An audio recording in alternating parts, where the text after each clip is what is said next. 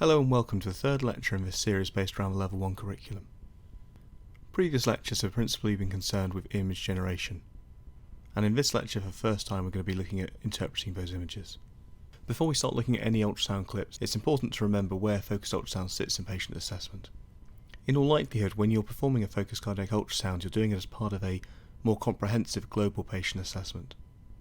And in this context, your echo should be considered as part of the physical examination. You should avoid making management decisions based solely on the echo findings, but integrate them into the patient's history, the remainder of the physical examination and other investigations. Okay, so this lecture is titled Size and Function, and we're going to be considering the size, structure and function of both the left and right ventricles, as well as touching on the atria.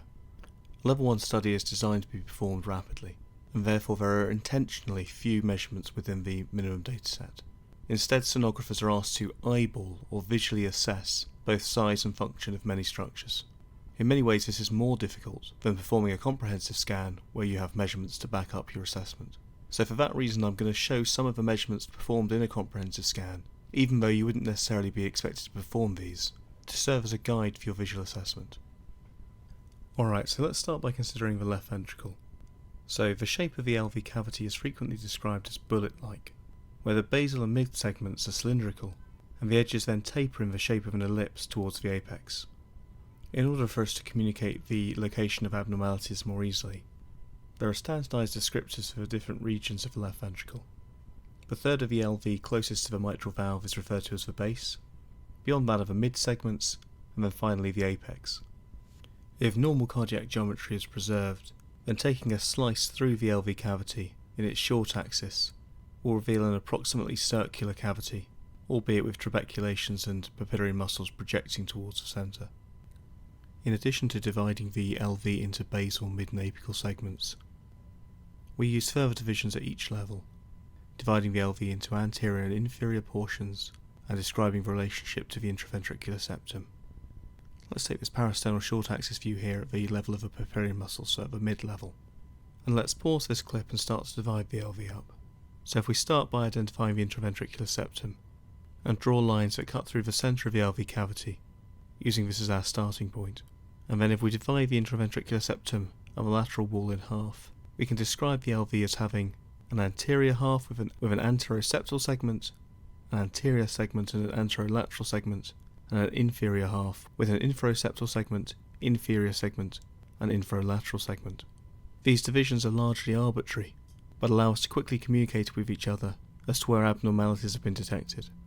At the base of the LV we use these same 6 divisions, while at the apex, the septum and lateral walls are not divided, so we have only 4 segments of the apex, the septal, anterior, lateral and inferior segments.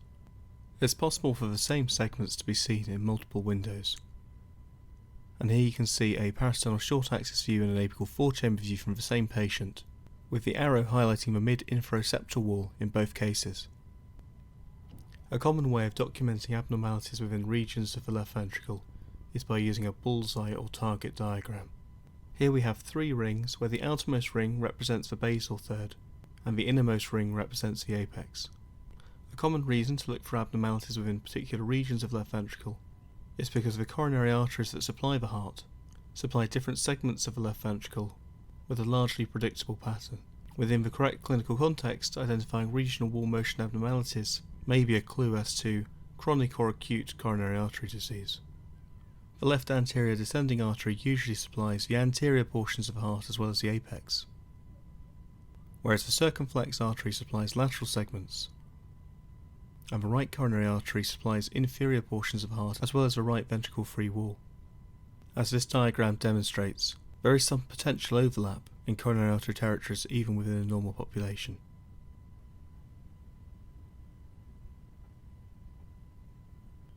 The wall of the left ventricle is predominantly myocardium, sandwiched between the endocardial and pericardial layers.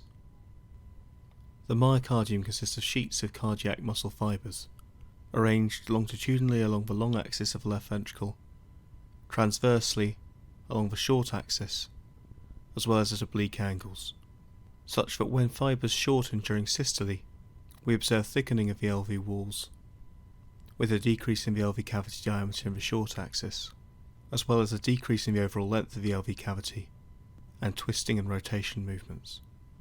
The combination of all of these movements results in a decrease in LV cavity size during systole, and our assessment of a change in volume over the cardiac cycle forms one of our key assessments of LV systolic function. Alright, now that we've considered the structure of the normal left ventricle, let's have a look at some ultrasound images and think about how we're going to assess and describe size. When looking at the left ventricle, the first thing that I ask my trainees to consider is left ventricular wall thickness. Typically the first view that we'll get of the heart is from a parasternal long axis view, and this view particularly lends itself to assessment of LV wall thickness, as both the inter-ventricular septum and the infralateral wall line up perpendicular to the ultrasound beam. When performing a comprehensive study, we'll measure the wall thickness at the end of diastole using either M mode or in a frozen 2D clip. So here we have a 2D clip that's been frozen just at the onset of systole. The mitral valve leaflets are just beginning to close, and the aortic valve remains firmly closed. Now if we create an imaginary line that sits at right angles to the LV walls, running through the base of the LV cavity, just beyond the mitral valve leaflet tips, this is the point at which we'll measure the LV wall thickness. In this patient, both the intraventricular septum and the LV infralateral wall measured approximately 8 mm, and this value is comfortably within the normal range regardless of which associations guidelines you're using. Now whilst it may not be necessary for you to measure left ventricle wall thickness, I think it is important for the level 1 sonographer to be able to recognise left ventricular hypertrophy, especially when it's severe, as it is here in the case on the right, in a patient with hypertrophic cardiomyopathy, as well as LVH being a clue to underlying heart disease. When severe it can be hemodynamically significant, especially in patients with hypovolemia, where obstruction of the flow through the left ventricular outflow tract can occur. We'll touch on this again in the lecture on valvular heart disease, where we'll be using colour flow mapping for the first time. Now there are features on the 2D echo which may give the experienced echocardiographer a clue as to the cause of the increased wall thickness, but this level of detail is really quite far beyond that required for level 1 scans, and certainly for my own trainees I always urge them to simply report the presence of increased wall thickness and try not to speculate too much on the likely cause unless they've got extra clues from the patient's history and examination. Next, let's consider the size of the LV cavity, and we're going to introduce one of the measurements that we really should be doing every time for a level 1 scan, and that's the left ventricle internal diameter at end diastole taken from the parasternal long axis view. Now we can either do this from a frozen 2D clip, or if the alignment allows, from an M mode image. Let's have a look at a 2D clip first. So here we have our plaques view, and we're going to freeze the image and scroll through to end diastole. So this is exactly the same frame that we would have used to measure the LV wall thickness if we were making that measurement. So once again we're at the end of diastole, the onset of systole, so the ECG marker is going to be probably around about the upstroke of the R wave. The mitral valve leaflets should just be starting to close with the onset of systole, and the aortic valve must clearly be closed. And once again we need to imagine a line that runs through the LV walls perpendicular to the LV walls that lies just beyond the leaflet tips of the mitral valve, and this is where we're going to make our measurement. And this measurement should be made from the internal border of the LV cavity, from the intraventricular septum down to the infralateral wall. So this measurement can be easy enough when you have clearly defined borders, but frequently when performing level 1 scans you'll have suboptimal imaging conditions, which will inevitably lead to suboptimal images. Let's consider this clip where we can see the intraventricular septum relatively well, but the infralateral wall is less well shown. And so if we freeze this clip at end diastole, it can sometimes be challenging to see exactly where to measure to. A common mistake made by sonographers just starting out is only measuring as far as the subvalvular apparatus connected to the posterior mitral valve leaflet. And actually what we need to do is extend through these until we reach the infralateral wall. Another mistake I see commonly amongst my own trainees is to measure beyond the infralateral wall, coming all the way down to the bright pericardium. So that's measuring the LVIDd using 2D imaging. How does the technique differ when we're using M mode? So this is an M mode graph taken from a parasternal long axis view, and you can see that the dotted lines in the thumbnail, which represents the cursor, pass reasonably perpendicular through the LV walls. So any measurement we make of the LV cavity here is going to be very slightly, but only very slightly exaggerated. Again, the ECG trace is essential because that's going to help us time when to make our measurement.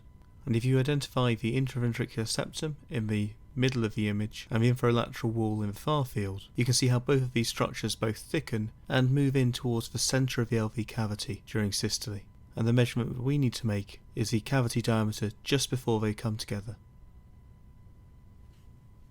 Here our normal ranges vary by gender, and so for men we're going to allow up to 56mm and for women up to 51mm. For men, our threshold for labelling the LV internal diameter as severely dilated is going to be 65mm, and for women 59mm. So that's using a single one-dimensional measurement and extrapolating that measurement to describe the entire LV cavity size. Of course, if that measurement isn't representative of the LV as a whole, then it may be there's significant dilatation, even if the LV cavity diameter doesn't seem particularly abnormal. So it's important that as well as taking that measurement, we also look at the LV in all of the views that we obtain, and consider the size and the shape of the cavity.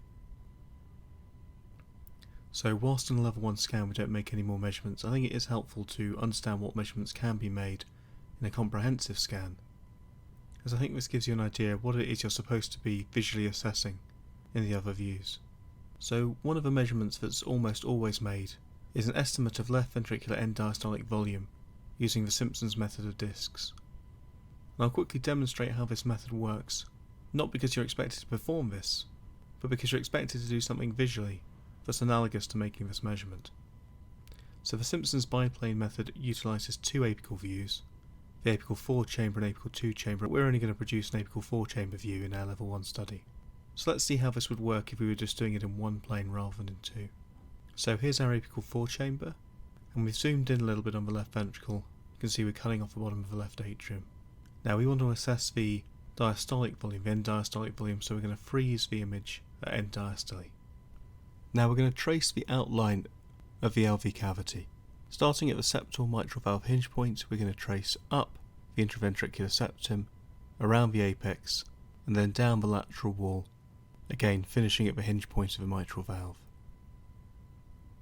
And our ultrasound machine is going to create a grid over our LV cavity with a line running down the centre of the cavity in the long axis, as we can see here. The software is going to then imagine that there are 20 discs placed one on top of each other, with each disc having an identical height, 1/20th of the length of the LV cavity. The diameter of each disc is different, and each disc's diameter depends on the distance between the septal and lateral walls. The software then calculates the volume of each disc independently and sums these volumes to give an estimate of the LV cavity volume. Alright, so whilst you won't be performing this measurement in your level 1 studies, I think it's helpful to see how in a comprehensive study we convert a two-dimensional area into an estimate of a three-dimensional volume. I think it's also useful to see how those discs in the basal and mid two-thirds of the LV cavity have got broadly equivalent diameters, and how the discs taper as they reach towards the apex, in a very characteristic fashion. Okay, so we've got an approach for assessing left ventricular size. Now let's move on and look at left ventricular systolic function. Now before we do, there's a few things we need to consider each time we're looking at the heart that's going to allow us to put our assessment of ventricular function into context. All of these apply equally to both the left and right heart. I'm going to go through them here before we touch on the left ventricle, but we need to consider them as well when we're thinking about the right ventricle. So firstly, what's the heart rate and rhythm? We can take this from the bedside monitor or the ECG on the ultrasound machine. Is a patient in an irregular rhythm, such as AF? Well, if they are, then they're going to have variable filling times between each systole, which means that before each contraction there'll be a different amount of blood within the left ventricle, a different amount of preload, and this is going to impact on how much blood is ejected forward. What's the rate? Is the heart going so fast that there's no time to fill? Or is it so slow that even though the volume of blood that's ejected seems adequate, the overall cardiac output, which is a product of the stroke volume and heart rate, doesn't meet the body's demands? Secondly, let's have a look at how the patient's being ventilated. Are they breathing spontaneously and unaided? In which case they're breathing with what we call negative pressure ventilation. They're generating a negative pressure in the chest that sucks gases in. Are they on some kind of ventilatory support, either invasive or non-invasive? If we're applying PEEP to the patient, as a general rule this tends to favour left ventricular systolic dysfunction. It decreases afterload on the left ventricle, but can sometimes have a negative impact on the right ventricle. Is the patient on any cardiovascular support? Are they on an inotrope infusion? If a patient's on an infusion of a positively inotropic agent, what might look like normal function probably represents quite an impaired ventricle, which really should be working quite hard in that context. Is there any mechanical circulatory support? If there is, this is going to have a huge impact on preload, afterload and contractility depending on the type of support. And you probably need to be asking whether or not you're the best person to assess the ventricle in that context. That probably is going to require someone with a bit more experience. And finally, but probably should be firstly, what's the patient's clinical condition? There'll be times when you see patients with very low ejection fractions in clinic who've adapted their oxygen demands such that their decreased supply is adequate in that context. Likewise, you'll sometimes see patients who appear to have, for example, a moderately impaired ventricle, but are exceptionally unwell, and in the context of a disease such as sepsis, when you'd hope that the circulation would increase its supply to meet the increased demand, any decrease in supply here is going to be very abnormal, and should be highlighted as so. Okay, so let's take a tour through our left ventricle, and as we do so we're going to ask the following questions. Do the LV walls thicken, and do they move? It's important to realise that akinetic segments of the left ventricle will still move if they're tethered to healthy segments that pull them along. If there is motion, in which direction is it, and is it synchronous? And how do the LV cavity dimensions change over the course of the cardiac cycle? Which is ultimately what we're trying to see. What we want to know is that during systole, the volume of blood inside the left ventricle decreases as that blood is ejected forward to the rest of the body. Alright, let's start with the parasternal long axis, and here we have 4 LV segments on view. In the far field we have the basal and mid-infralateral wall, and closer to the near field we have the interventricular septum, and more specifically the basal and mid-anteroseptal segments. So let's ask our first question, are these walls thickening? And what we want to see is a 50% thickening from diastolic thickness to systolic thickness. You don't need to measure this thickening. Seeing lots of examples of normal and abnormal hearts is going to allow you to recognise this quite quickly. If there's some thickening but it's reduced, then we're going to term this segment hypokinetic. And if it doesn't thicken at all or negligibly thickens, we're going to call that akinetic. We also need to assess the direction of movement of a wall. It should be travelling in towards the centre of the LV cavity. If it's moving in the wrong direction, if it's moving away from the centre of the cavity, then we'll term this dyskinetic. So in our healthy volunteer here, if the LV walls are thickening and they're moving in towards the centre of the cavity in systole. And together this is bringing about a change in LV cavity size. We can visually assess this, but if we wanted to put a number to this change in cavity over the course of a cardiac cycle, we can measure the fractional shortening. This can be done either from a 2D video clip or from an M-mode graph taken through the LV cavity perpendicular to the LV walls.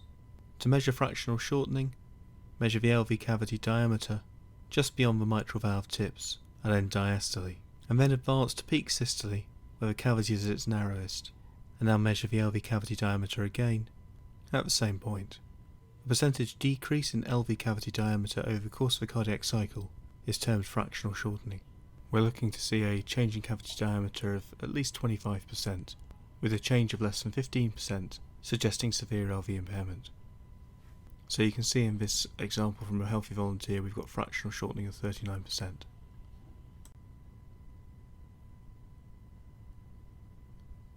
By contrast, this MO graph is taken from another female patient of a similar age who has an acute septic cardiomyopathy with fractional shortening of just 18%. Another observation you can make, which may give you a clue as to the LV systolic function, is how much the mitral valve opens during diastole. So assuming that the mitral valve is structurally normal, there's no mitral stenosis, and that there's no significant aortic regurgitation that might prevent the mitral valve from opening, as a high velocity jet is angled against it, then failure of the mitral valve to open fully may reflect an extreme low flow state with significantly reduced ejection fraction. Let's have a look at these two images here side by side. On the left we have a healthy volunteer, and on the right a patient with a dilated cardiomyopathy. And on the right there's no significant mitral valve structural disease. You'll have to take my word for it, but there's no significant aortic regurgitation. And early in diastole, when the mitral valve should be flung open by the blood rushing from the LA into the LV, well, we're just not seeing that. We'll usually only assess this visually, but in a comprehensive study we might quantify this failure of the anterior mitral valve leaflet to reach the septum, which we call E-point septal separation, EPSS, where the E stands for early diastole. In healthy volunteers, we see that the anterior mitral valve leaflet reaches within 5 mm of the septum, but this distance is increased in patients with a variety of cardiac diseases which reduce the ejection fraction. Now let's turn our attention to the parasternal short axis. So one of the great things about viewing the left ventricle from this window is that as we pan up and down the ventricle, tilting the probe from a more medial position to a more lateral position, we get to observe all of the LV segments, from the basal segments around the level of the mitral valve, through to the mid segments at the level of the papillary muscles, and then finally the apex. The assessments we're going to make at each level are similar, therefore I'm going to discard the basal and apical levels, and we're just going to concentrate on the mid for a second. Okay, so you want to make an assessment of overall LV function, and what you're really doing is taking a look at the area of the LV cavity at end diastole, and then seeing how this changes over the course of the cardiac cycle to end systole. The greater the change in the area, the greater the proportion of blood that will be ejected from the left ventricle. A quick and easy way to do this is to hold your hand up in front of the screen, place your outstretched index finger in front of the centre of the LV cavity, and just get a feel for how well those walls are moving in towards you. Once you've done this, you need to have a look for regional wall motion abnormalities. Take the time to move your eye around the entire circumference of the left ventricle, ensuring that each segment is working as well as the next. If it helps, you can again use your hand to isolate individual segments and really scrutinise them properly. Here we've isolated the mid-infraseptal segment and can see that it both thickens and moves towards the centre of the LV cavity during systole. Move your eye around the entire circumference of the LV, using your hand to block out areas you're not concentrating on, if you find that helpful, and ensure that for every segment, it's visible throughout the entire cardiac cycle, thickens at least 40 to 50%, and moves towards the centre synchronously. Remember that a major reason why we do this is to look for evidence of coronary artery disease. If you do identify regional wall motion abnormalities, ask yourself how the distribution of the abnormalities that you've discovered correlate to the territory supplied by the different coronary arteries. Alright, let's take a look at an example. So in this parasternal short axis image at the mid-level, I would argue that the anterior septal and anterior segments have the best function, whilst there's very little thickening and motion in any of the other segments. And indeed this is from a patient with a previous inferior myocardial infarction who's acutely occluded their left circumflex. This patient is entirely dependent on segments supplied by the LAD for their LV systolic function. As we move around to the apical four-chamber view, we have another opportunity to assess both global and regional systolic function. As the aortic valve is not on view, we must now be looking at the inferoseptal wall, and opposite that the anterolateral wall, from the base in the far field up to the apex in the near field. Consider both the overall change in LV cavity size, as well as running your eye around all of the visible segments to look for regional wall motion abnormalities. When considering LV cavity size, we'd already described how the Simpson's method can be used to estimate volume at end diastole, and when estimating ejection fraction from 2D images, we use the Simpson's method again to estimate the end systolic volume, with the difference in these two volumes being our stroke volume and our ejection fraction being the proportion of the LV diastolic volume that is ejected. Just to reiterate, I'm not expecting anyone to perform a Simpson's biplane estimate of ejection fraction when doing a focus study, but what I think is helpful is to see a wide range of left ventricles with various degrees of systolic impairment, and to build up an internal library of what normal looks like, as well as a sort of internal library of mild, moderately and severely impaired ventricles. So this apical four-chamber view on the left is taken from a healthy volunteer whose ejection fraction is well within the normal range. Let's take a look at some impaired ventricles. Okay, so this first clip is taken from a young patient who'd just been admitted to the intensive care unit with a suspected diagnosis of meningococcal meningitis that was later confirmed. So if you compare this back to the previous image we looked at, this ventricle is globally impaired with an ejection fraction that's somewhere around about the 30% mark. Not only is this ventricle not particularly dynamic, this is a young patient with no pre-existing cardiac disease who's shocked, and you'd expect their ventricle to be doing a lot more in this circumstance. We monitored their heart with serial echocardiograms, and as their general condition improved, so did their ventricular function. This patient, by contrast, was far less unwell. They presented to the ED with several months' history of progressive shortness of breath, and you can see that all four cardiac chambers are dilated, and the LV systolic function is severely depressed, with an ejection fraction of barely 10%.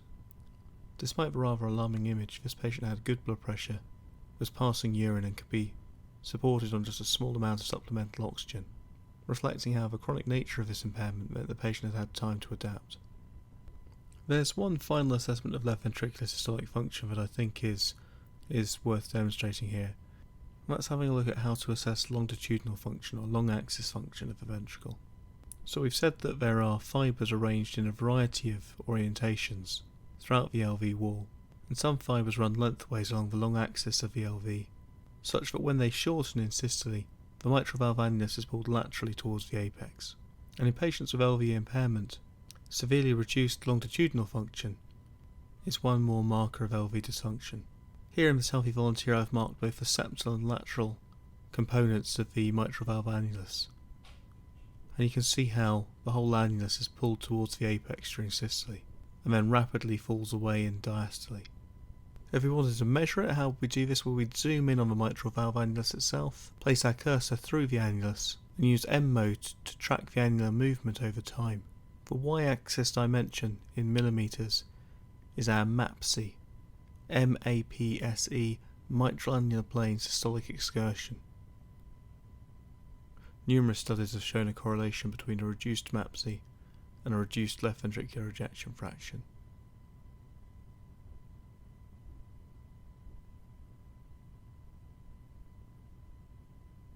Let's return to the apical four-chamber clip of our patient with a dilated cardiomyopathy, which demonstrates not only is the ejection fraction reduced, but there's almost no long axis function whatsoever. Okay, so that wraps up the left ventricle. Let's move on to the right ventricle. Alright, so first let's consider the shape of the RV, which is often described as having complex geometry. In the simulated model on the right ventricle appears as the blue structure, whilst the red mesh grid is the left ventricle. Medially the intracardiac valves, and inferiorly we have the tricuspid valve, whilst the pulmonary valve is the most superior and anterior of the four valves. The right ventricle wraps around the left ventricle. As we'll now see, the two-dimensional views obtained in ultrasound are inadequate in accurately demonstrating the 3D structure. Let's have a look at how our standard focused echo views image the RV and get a sense of our limitations. So traditionally our first view is going to be the parasternal long axis, and here we're just catching a small amount of right ventricular outflow tract, just inferior to the pulmonary valve, and you can see that the vast majority of the RV cavity lies inferior to our imaging plane. Nevertheless, when there's severe RV dilatation, then it's likely that we'll get some clues here, with dilatation of the RV outflow tract and displacement of the inter-ventricular septum from right to left. Next we move round to the parasternal views, and if we start at the level of great vessels, we can see the most medial portion of the RV cavity, from the tricuspid valve on the left of our image, around to the RVOT and pulmonary valve on the right, but now the majority of the RV cavity lies lateral to our imaging sector. The remainder of the parasternal short axis views also only show a small amount of the RV, but one of the benefits of these views is that they nicely show the intraventricular septum, and if RV disease is causing displacement of the septum, this can be easily appreciated here. The apical four-chamber view is one of our most useful for imaging the right ventricle. It allows the LV and RV cavity to be seen side by side to allow direct comparisons. And as we'll see later on, one of the major determinants of the RV stroke volume is its longitudinal function, how much tricuspid annulus moves towards the apex during systole, and this is well demonstrated from this view. In the subcostal four-chamber view we get to see the same structures that we see in the apical four-chamber view, but this time from inferiorly imaging through the liver. One of the advantages of this view is that the RV free wall is roughly perpendicular to the ultrasound beam, and would therefore normally be our first choice view to assess RV wall thickness. Whilst we were discussing the left ventricle, we had a look at the various coronary artery supplies of the different left ventricle segments, and so it's only fair that we quickly touch on the RV's blood supply. And so the first thing to say is that the intraventricular septum, while often considered and described as part of the LV, is shared between both ventricles and is essential for both. And as we described previously, the blood supply of the intraventricular septum is divided by the RCA at the more basal segments, and then the LAD more apically. The vast majority of the RV free wall is going to be supplied by the right coronary artery, with branches of the circumflex supplying parts of the RV free wall in a minority of patients. It's certainly not essential for the level 1 sonographer to have a detailed understanding of a blood supply of a right ventricle, but just to be aware that RV free wall ischemia may well complicate inferior myocardial infarction, and RV free wall rupture is a rare but recognised complication of this. Alright, so what assessment of a right ventricle do you need to make during your level 1 scan? Well, it's broadly similar to that of a left ventricle, so I guess you're going to be looking for ventricular wall hypertrophy, cavity size, and then systolic function. So hypertrophy is best assessed in the subcostal four-chamber view if you can get a good window here. So in a focus study you're going to make a visual assessment, but if we were performing a comprehensive study and we wanted to quantify the degree of the RV wall thickness, then the way we do that would be to zoom in on the RV just about the level of the tricuspid valve when it's open. Pause our clip at end diastole, and we measure the thickness here, with our normal range being up to 5 mm. More useful for the level 1 sonographer is probably comparing a normal and an abnormal side by side. So here on the left we've got our healthy volunteer, whereas on the right we have a patient with chronic pulmonary hypertension secondary to COPD. The difference in RV wall thickness between these two images is striking, and if we zoom in on the abnormal image we can obtain a measurement of 8 mm, clearly well outside the normal range. The list of causes of right ventricular hypertrophy are similar to the list for left ventricular hypertrophy, and include hypertrophic cardiomyopathies and infiltrative disorders. However, in my own practice, the most common reason has got to be chronic raised pulmonary vascular resistance. Next, let's move on to how we estimate RV cavity size, and undoubtedly the most useful view here is going to be the apical four-chamber view. A large proportion of the RV cavity is visible here, and in addition it lines up right next to the LV, so we have something to compare it with. One important consideration though is how rotation of a probe can lead to apparent increase or decrease in the RV size. So when we're setting up for a standard apical four-chamber view, we place the orientation marker on the probe in the 3 o'clock position, and the imaging sector passes through both the LV and the RV, as is shown in this diagram here, where the green bars represent the apparent width of the respective cavities. Any rotation of a probe anti-clockwise at this point will cause the RV to appear to get wider in comparison to the LV. Now, if we want to make measurements of the right ventricle like we would do in a comprehensive study, this is exactly what we're going to try to achieve. We're going to try and find the widest point of the right ventricle, usually through anti-clockwise rotation. If we continue to turn the probe anti-clockwise, the RV will appear to look smaller again. Now, by contrast, if we turn the probe clockwise, we can make the RV look smaller than it really is.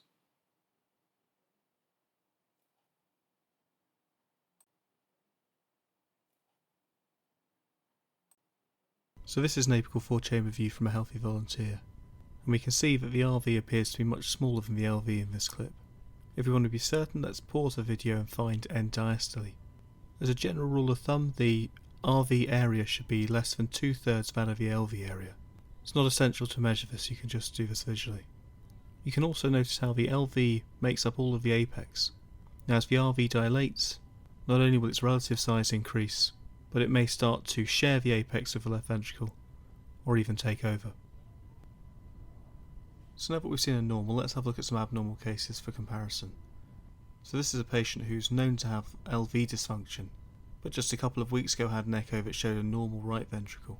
Certainly it was reported as being normal in size and systolic function. And this patient has a collapse, and a CTPA has confirmed acute pulmonary embolus. And to my eye, if this right ventricle isn't as large as the left ventricle, then it's certainly nearly that size, and undoubtedly dilated.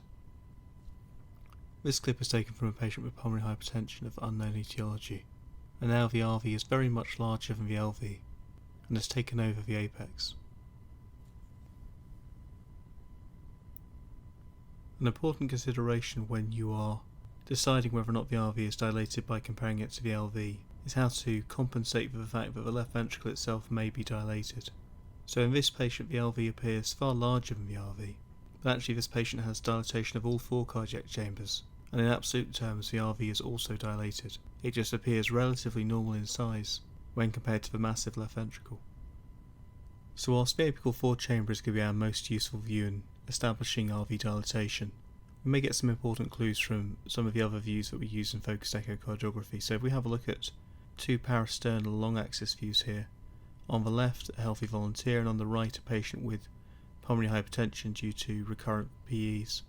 And we can see how the diameter of the RV outflow tract is significantly greater in our unwell patient. These two parasternal short axis clips are taken from the exact same two subjects, and we can observe the great distance between the aortic valve and the RV free wall anteriorly as a clue that the patient on the right has significant RV dilatation. Alright, so if we're at the parasternal window, we're talking about RV cavity volume, then let's just spend a couple of minutes talking about the position of the inter-ventricular septum and how this can give us a clue to RV pathology. So the two sides of the heart share a relatively fixed space, at least in the acute setting, bounded by the pericardium. Changes on one side of the heart are going to impact on the other side, and we can use the relative position of the inter-ventricular septum as a guide to this. So these two images are from our healthy volunteer, and they show the normal position of the septum, such that in both diastole and in systole, the septum is displaced from the left towards the right, causing the LV to have a approximately circular shape. So in the healthy individual, the ventricular diastolic pressure is low in both the right and left ventricles, and this makes sense because we want to encourage filling of the heart. An elevation of the diastolic pressure is going to prevent that. And actually, LV and RV end diastolic pressure are not too dissimilar in our normal subjects. But what if you have a situation where you have an acute increase in RV volume? And the classic example of this is pulmonary embolus. So RV volume increases because we can't move the blood forward into the pulmonary circulation as well as we once could, and therefore RV diastolic pressure increases. The pericardium can't stretch acutely, and therefore we see displacement of the intraventricular septum from right to left. So when we see flattening of the intraventricular septum in diastole, we typically associate that with RV volume overload. We've seen an increase in RV diastolic pressure, but that doesn't necessarily translate to an increase in RV systolic pressure. We know that the normal RV free wall is thin, and when we see acute rises in pulmonary vascular resistance such as we do in pulmonary embolus, the RV free wall just doesn't have the muscle bulk to generate exceptionally high pressures, certainly nothing like the normal left ventricular systolic pressures. So during systole, the normal relationship between high LV systolic pressure and relatively low RV systolic pressure is restored, and this means that during systole we get a circular LV cavity. If flattening of the intraventricular septum persists into systole, this suggests that the RV systolic pressure is relatively elevated. And in the case demonstrated here, we have a patient who has acute pulmonary embolus but on the background of years of chronic PEs, and so this patient is used to having to deal with high pulmonary vascular resistance chronically and are able to generate higher RV systolic pressures, such that they have both volume and pressure overload. If we want to put a number to this cavity distortion, we can use the Eccentricity Index. This is the ratio of the anterior to posterior dimension of the LV cavity to the septal to lateral dimension. How do we do this in practice? So we get our parasternal short axis view, and we pause our clip at the portion of the cardiac cycle we're interested in, so either end diastole or end systole, and we take two measurements at right angles to each other. The first from the anterior down to the inferior walls, and the second from the septal to the lateral. A normal eccentricity index is approximately 1, with higher values representing a greater degree of distortion. These grossly abnormal images are taken from a patient with long-standing severe pulmonary hypertension. Let's have a look at a much less extreme example. So, this image on the right hand side of the screen is taken from a young patient with severe respiratory failure with no pre-existing medical conditions. They've got an end diastolic eccentricity index of 1.2, demonstrating that there is some displacement of the intraventricular septum from right to left, but much less pronounced than in our previous case. To give you a frame of reference, this study performed in stable outpatients looked at patients with known RV volume overload, undergoing simultaneous echocardiogram and pulmonary artery catheter measurements, and these patients had septal flattening during diastole with a mean eccentricity index of 1.26, but only those who had elevated pulmonary pressures during their right heart cath had septal flattening that persisted into systole, whereas the normal ventricular shape was restored in systole in those with pulmonary pressures of less than 40 mm of mercury. Alright, let's move on to RV systolic function. And it's worth remembering once again that everything that we said about putting our assessment of the LV systolic function into context applies equally to the RV. And with the RV in particular, we want to pay special attention to how the patient is ventilating. Is it spontaneous, i.e. negative pressure, or are they on some form of ventilatory support? Now, when thinking about RV systolic function, I ask my trainees to consider the longitudinal function or long axis function and radial function separately, and then combine both of these to come up with an overall assessment. Of the two, it's the longitudinal function that contributes the most to change in RV cavity size over the course of the cardiac cycle, and so let's start with that. The best place to visualise the RV longitudinal function is going to be your apical four-chamber view.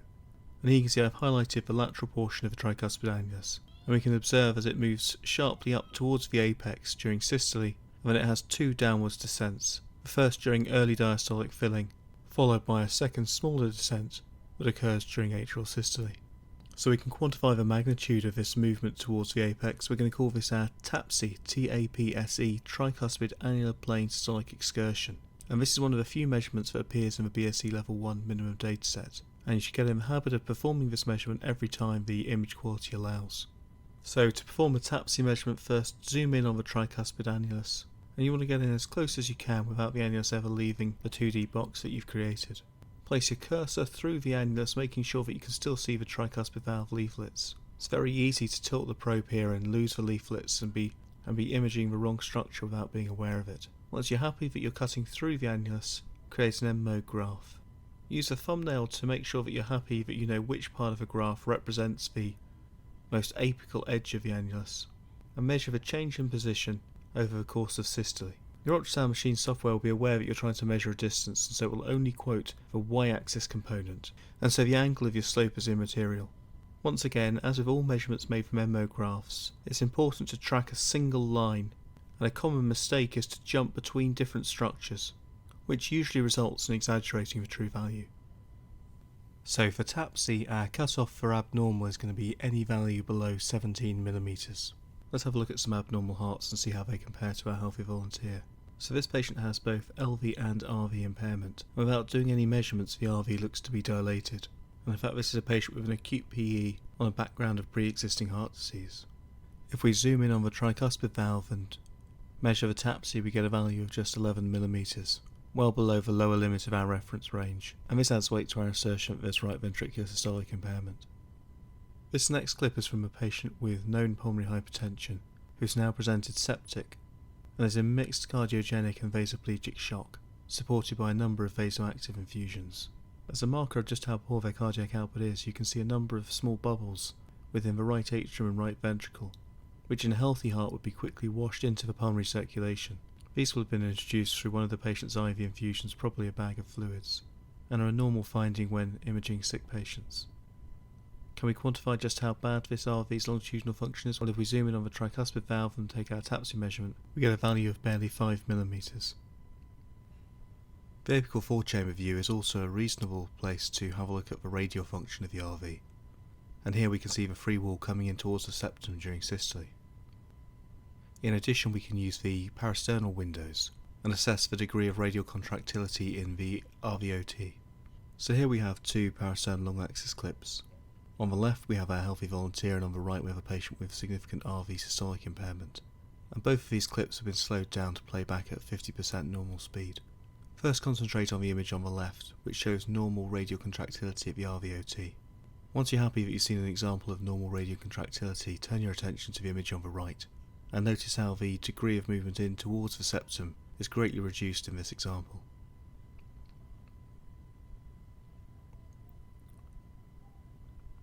Now let's have a look at some examples from the parasternal short axis at the level of the aortic valve.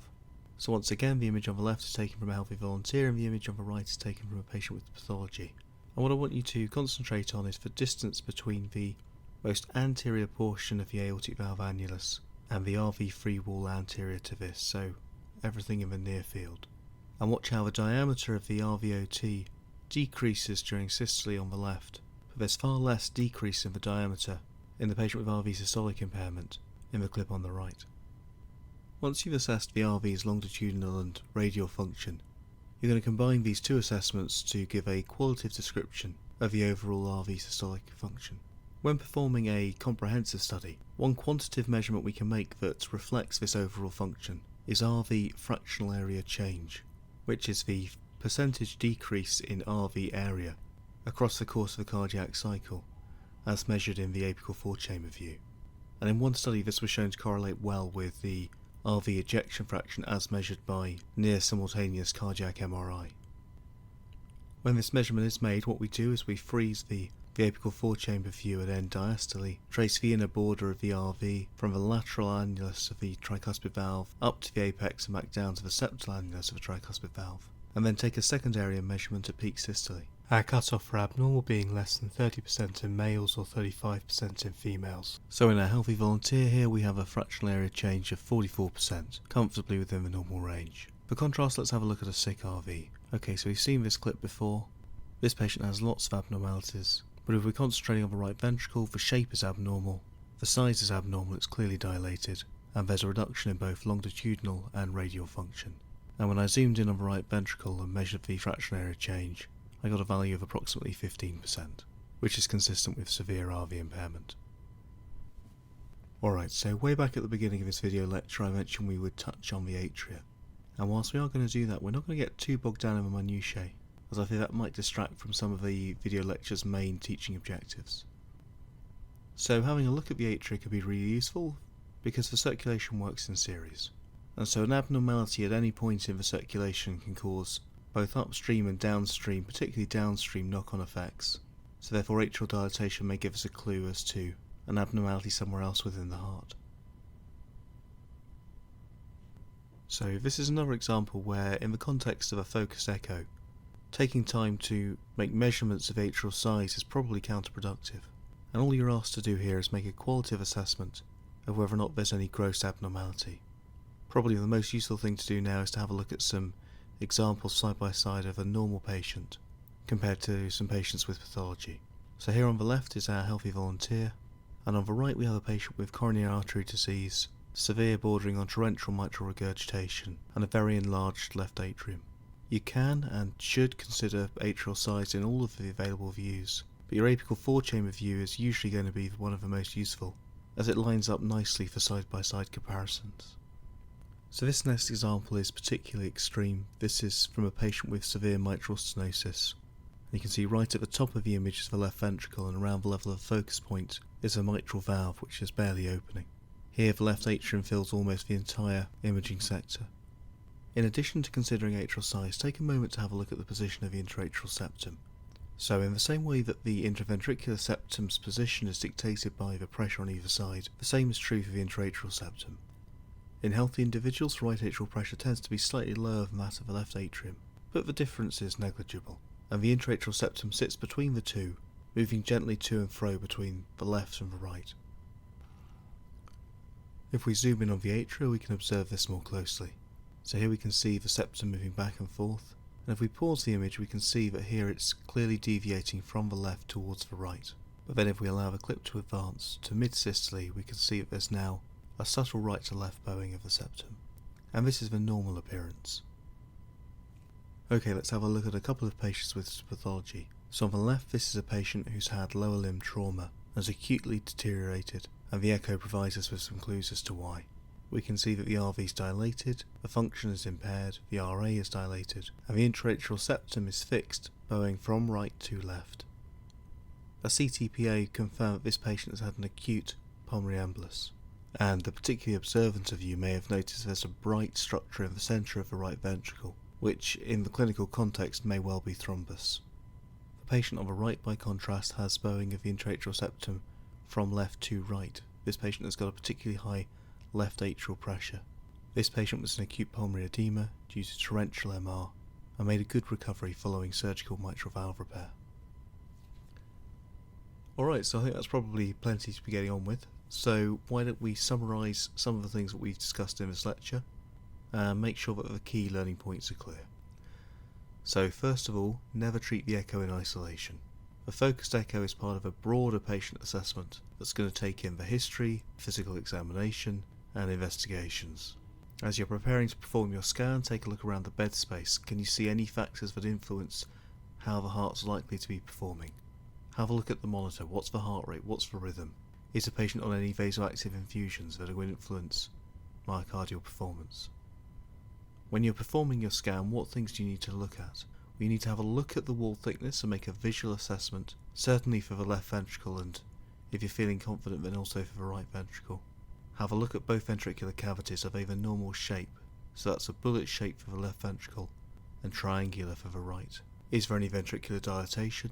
And for the left ventricle, this is one of the places where you are going to make a measurement. In the parasternal long axis, get in the habit of measuring the left ventricle end diastolic diameter, as we showed how to do earlier. Consider the function of both ventricles, both globally and regionally. And for the right ventricle, measure the tricuspid annular plane systolic excursion, or TAPSE, in the apical four-chamber view. And finally, have a think about the atria. Are they normal size? And is there fixed bowing of the septum in either direction? Record all of your findings either on a bespoke report or within the patient's medical record, and if you're not the healthcare professional primarily responsible for the patient, make sure you feed back to whoever is. Okay, so I hope that was useful, and in the next video lecture we're going to cover colour Doppler and valvulopathies.